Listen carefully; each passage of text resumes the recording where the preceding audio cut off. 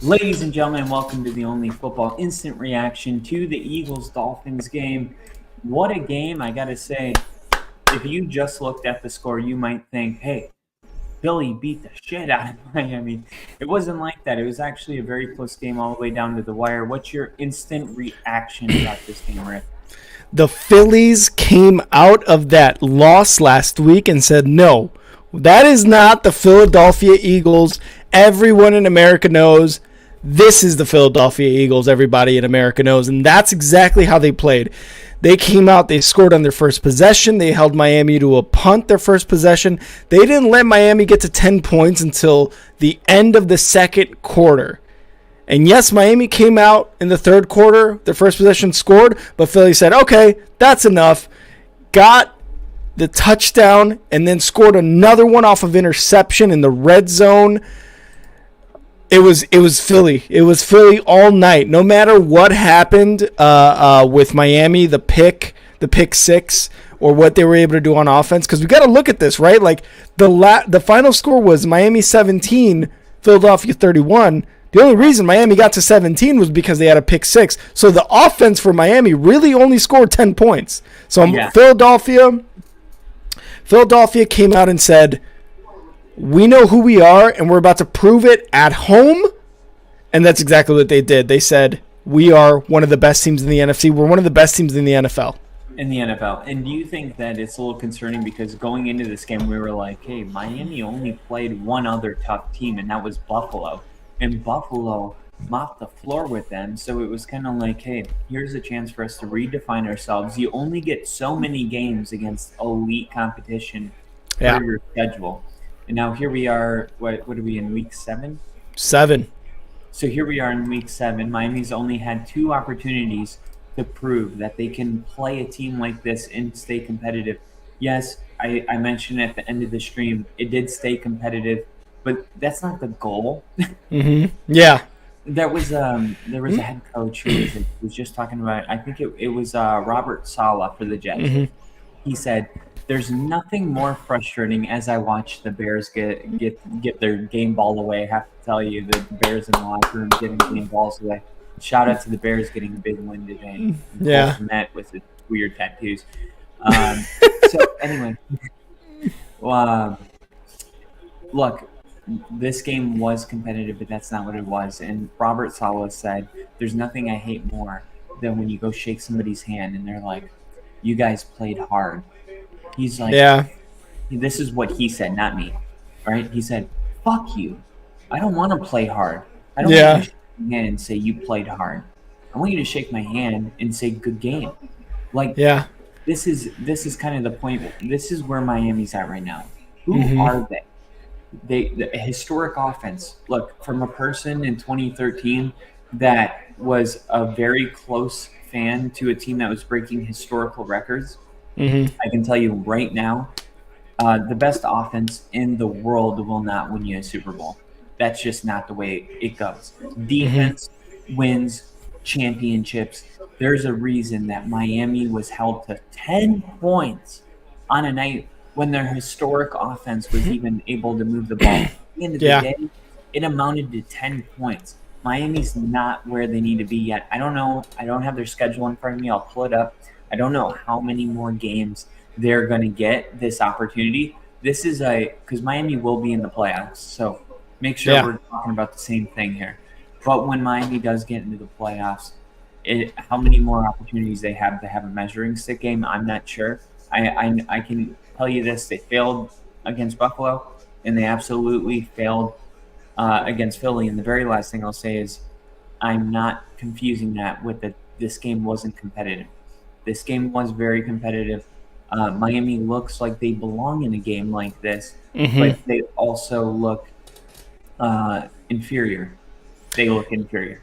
Yeah, they really do. And this was the arguments made for Miami. Like, and even I made it beforehand, during our Thursday episode. Like, who has Miami really played, right? We look at the Bills' loss, and we're like, oh, that was one of the teams who is top tier in the NFL and has been the last 3-4 years, and they lost against them. Does this mean that per their schedule, when they come up to tough teams, they're going to be struggling, and that's exactly what happened here in Philadelphia. Again, you said it wasn't that it wasn't competitive, which it was, because their defense did get a pick six. They rushed Jalen Hurts 11 times. They sacked him 3 times.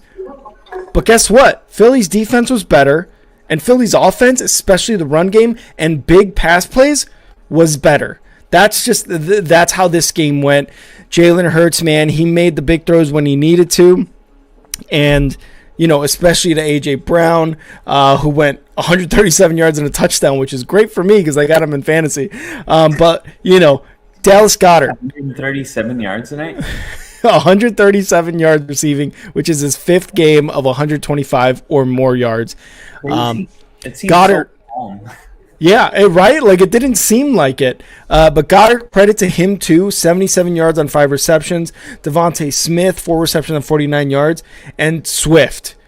He only got 62 yards rushing, but the way he got him, the way he was able to create plays and positive yardage on those runs, incredible. Now, for Miami, Tua did end up getting sacked 3 times. Pressured only once, though. Like those are kind of like insane numbers, right? Like, I don't know kind of what to make of that.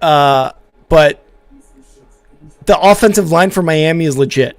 We'll say that much. They are legit. They kept Tua protected. And Tua was doing as much as he could. But again, we got to credit the defense on the Philly side. They were just able to do the job a lot better. And Jalen Carter, we talked about, what's his name? Number 7. We talked about it. Yeah, Hassan Reddick was all over the field tonight. But the Miami Dolphins, this loss is going to be rough. And I think all of NFL media, including ourselves, is going to talk about, is this what happens when they go up against this type of competition?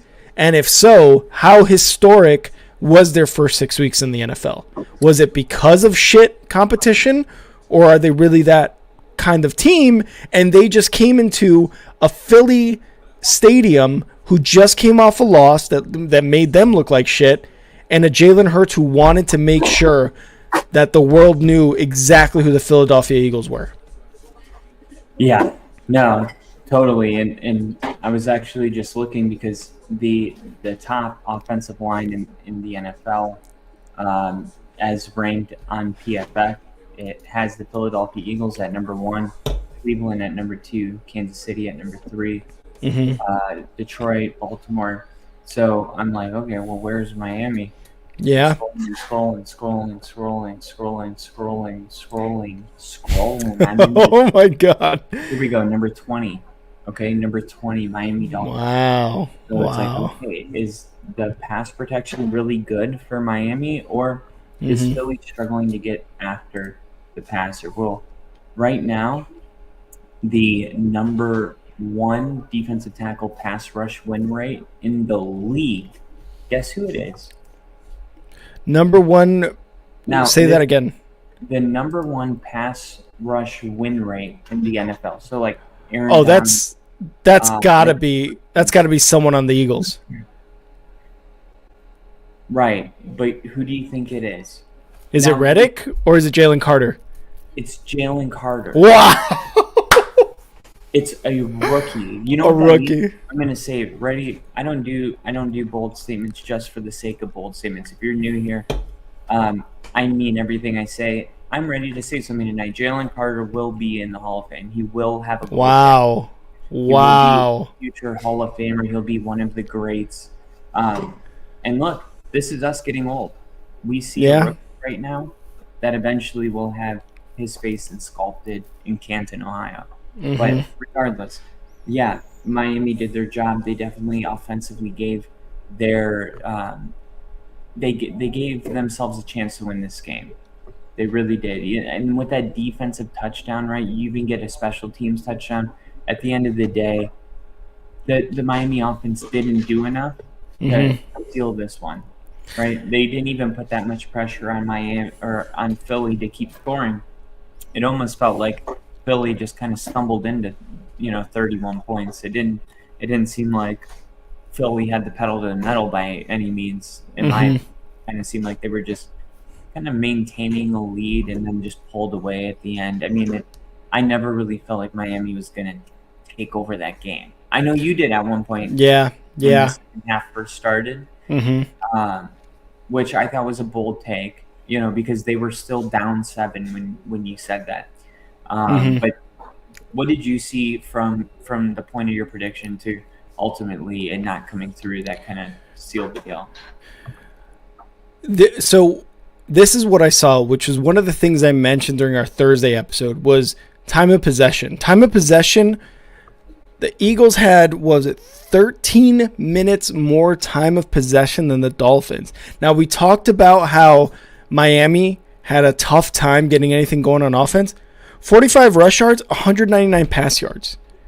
How important was that pick six, right? Like, how important was that pick six in order to get them to 17 and to tie the game up? The Dolphins had zero answer to the Philly defense. Zero answer.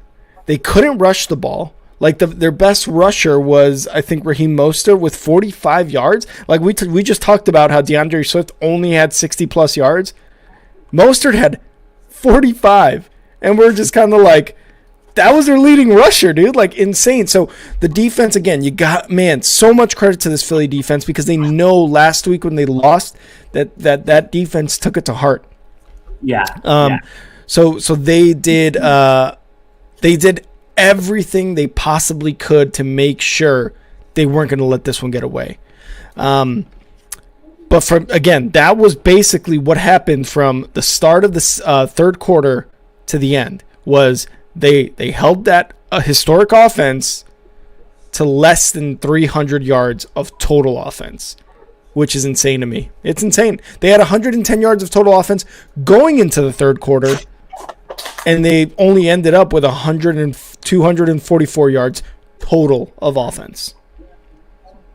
So leaving this game, let's just say, is there something that you learned? I'll tell you after you go, but is there something that you feel like you learned about one of these teams that you kind of needed, maybe something to be settled, some inner dialogue that you needed to get some answers about these teams that you get now?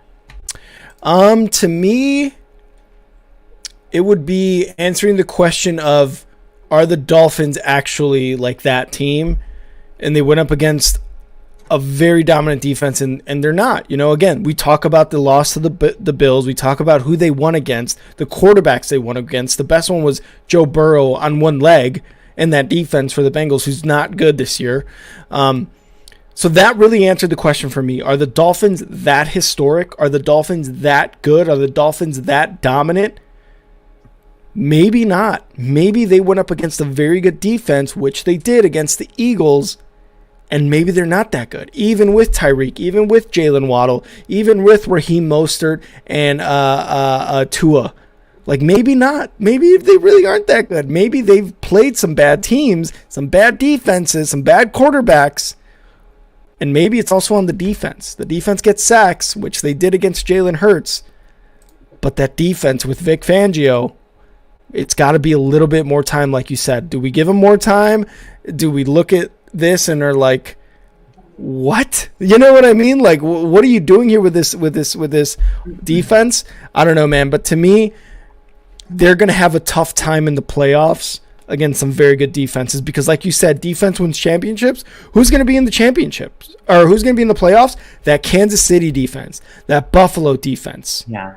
You know what I mean? Like, all these guys isn't anything that shouldn't be taken serious. They haven't been great, or they haven't been really good the beginning of the season, but they're gonna really settle into who they are towards the end, right? Who else? That Jacksonville defense. Like, those guys are gonna be in the playoffs. Those defenses are tough. They're gonna be a tough matchup for Miami. So we'll see how they do, but they struggled today. And I'll say this about Miami. It's not time to jump off the bandwagon because they lost the Philadelphia Eagles. Like, they just got Vic Fangio. They have a brand new defensive coordinator.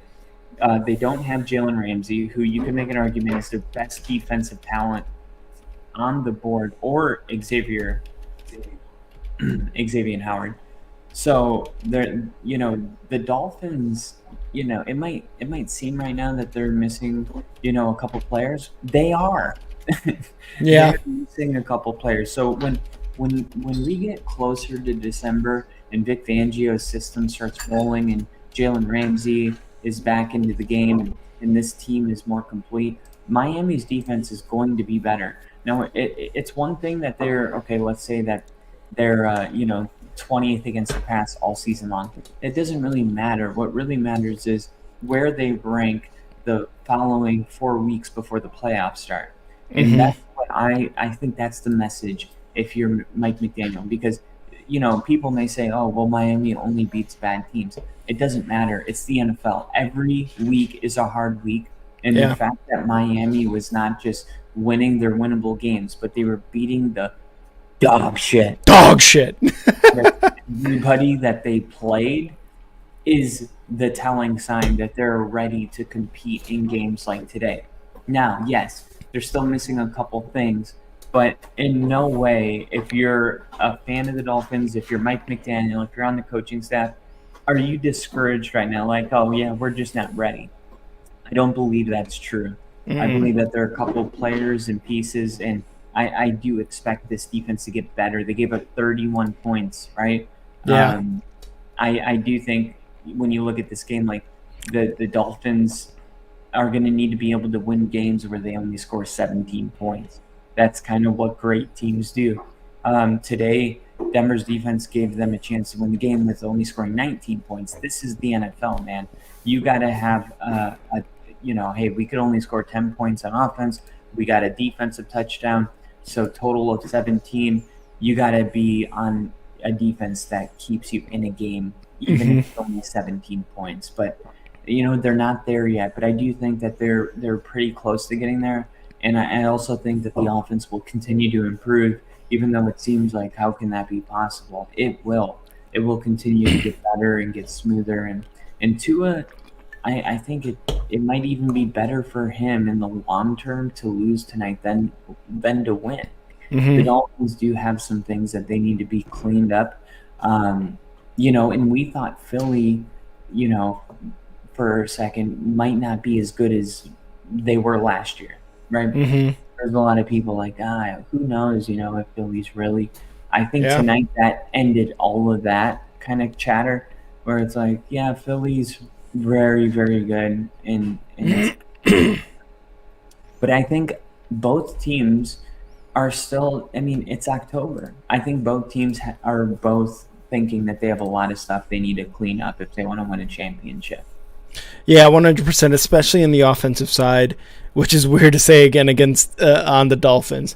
But more on the defensive side, let's be honest, right? Like that secondary gave up ridiculous amount of yards to Devontae Smith and to A.J. Brown. They gave up a lot of rushing yards to DeAndre Swift. Even Gainwell got a touchdown there at the end, right? Like this is the guy that you held to negative yards in the first half, and now he's kind of getting those 15, 20, and a touchdown, right? Like there in the second half. Like you could tell it almost seemed like they really did give up there at the end, the Dolphins defense. But what can you do, man? That unit needs improvement. And again, Vic Fangio, great defensive coordinator, 2018 defensive coordinator for the Bears. So I know how good he can be.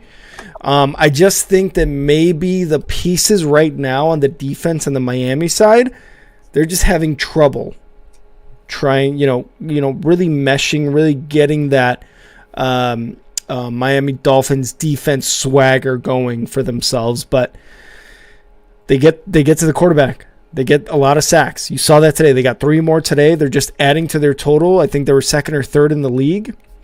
So they're doing one thing right. If you can just contain that one thing and improve pretty much everything else above it. Xavier Howard's out. Jalen Ramsey's going to come back soon. Maybe those are the types of players that this defense needs in order to really take the next big step, right? Because you have Jalen Ramsey in the locker room.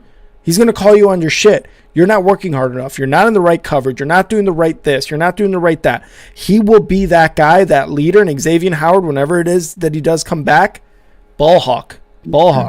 So that might be something that Dolphins and Dolphins fans are going to be looking towards.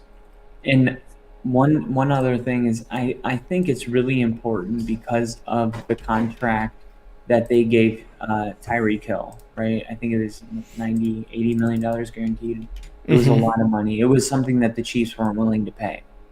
I do think when you're paying your skill positions that much money, it's important that you win a Super Bowl, right? Because otherwise that's just the way it goes in the NFL. It's like you want to pay Tyreek Hill $80 million. If you don't win a Super Bowl, people say it was dumb. Okay.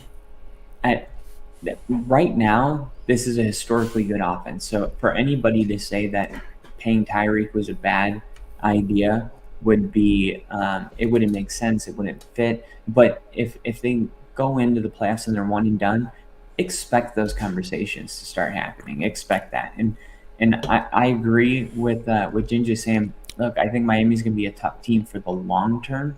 Yeah. But there is also pressure. Look, anytime you lead the NFL on offense or defense, there's pressure to win a Super Bowl. It doesn't matter. I've been part of a team in the span of 3 years, one that had the best offense, one that had the best defense. There was more pressure when we had the best offense to win. When you have the best defense, people are like, yeah, their offense sucks. They're probably going to be one and done. When you have the best offense, it's like they're going to win the Super Bowl, no doubt. It's more hype. It's more hype. Offensive firepower is more hype. But Miami, man, if their defense can start playing a little bit better, but man, it's just the AFC is loaded. They are, dude. And that leads me to my next question: is tomorrow it's the divisional round, and the Dolphins and Jags are playing. Who do you have? You said who was it? Sorry. Dolphins, Jags.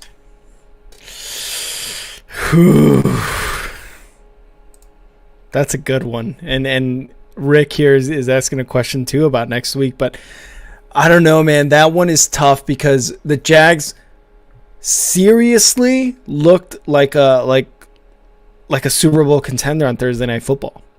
They look like a team ready to go into the playoffs and be like, hey, remember when we were the wild card last year and we won a game? Okay, well, now we're going to go to the fucking AFC Championship this year. That's what they're looking towards, right? They're trying to beat the Bills. They're trying to beat the Chiefs. They're trying to beat the Bengals. They're trying to beat all these guys. The Dolphins, like anyone, right? So that's who they're looking at right now. I think just for now, it's a tough time for NFC teams to beat these AFC teams because of how loaded they are. Do you remember how, like, usually you go up against an AFC team and it was, like, really difficult, even though the Eagles just did it, right? I think it's starting to kind of tilt again that way. But also you got to look at, like, the continuity. Josh Allen and the Bills, Patrick Mahomes and the Chiefs, Joe Burrow and the Bengals, Trevor Lawrence and now the Jacksonville Jaguars. Like, it's going to be tough. The Dolphins seem to be getting there. But the Eagles are still the team that went to the Super Bowl last year and represented the NFC, so they're very fucking good themselves. If you're asking me for like a prediction now, I think I got to go Jags next week, man. Their defense is solid. Their offense is really good. You saw that on Thursday Night Football. I think I got to go Jags if you're asking me to go for a prediction right now. Man. Yeah. And it's a question that when I asked you, it wasn't fair because I don't have the answer. Son of a bitch! it was always doomed. Look, I think Jacksonville, like whenever, and you know this, but whenever I really feel kind of conflicted on a game, I pull both quarterbacks and I say, who do I trust more? And that's what I make my final decision on. Who's at home and which quarterback do I trust more? What quarterback do you trust more, Jalen Hurts or Tua? Jalen Hurts, man. Jalen Hurts. Tonight was a great example of that working out. But you know what? What's an example of it not working out? The Rams and the Steelers. I wouldn't pick Kenny Pickett over Matthew Stafford. Guess what? Weird shit happens. It does. And Matthew Stafford, analytically, was one of the worst quarterbacks in the league under pressure, which the Steelers pressure 80%. A lot, yeah. It was a bad combo from the beginning, and I get it.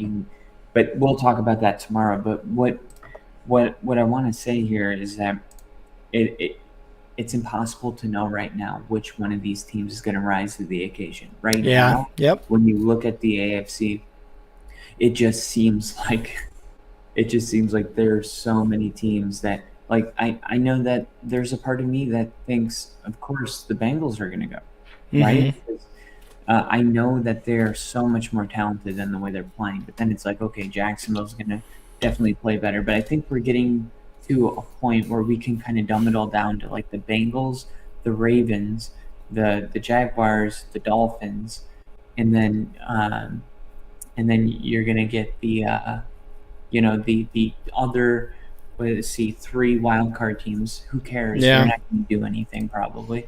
The Chiefs, okay, of course the Chiefs. Of course, yeah. And then you get your 2 wild card teams. But really, like, the winner of the Super Bowl is going to be the Ravens, the Bengals, the Chiefs, the Dolphins, or the Jags, and that's just the way it is. 100%, man. So it'll be really interesting to see, which one of these teams. I mean, it tells you just as much about the Dolphins to see how they bounce back from this. And I'm not just saying that to continue to try to, build tension in week 8. It's true. What does Miami do after this? I'll tell you, for the Eagles, they're going to play the Commanders, which that was a really great game last time we saw it. So for the Eagles, they're going on the road this time. The Commanders almost beat them in Philly. That's going to be a really good game. And then for the Dolphins, they're playing the Patriots, and they're going to be at home, which kind of feels like at this point in the season, their security blanket. Every time something bad happens, they go home and they beat the shit out of whoever they play. That's true. And then, and they're high flying again. It's the NFL, man. You're going to lose games. They lost to a really good team. It's not the end of the world. But what happens next week will be interesting, because New England's coming off of a big win against Buffalo. And, New England's going to try to this game might be closer than people think.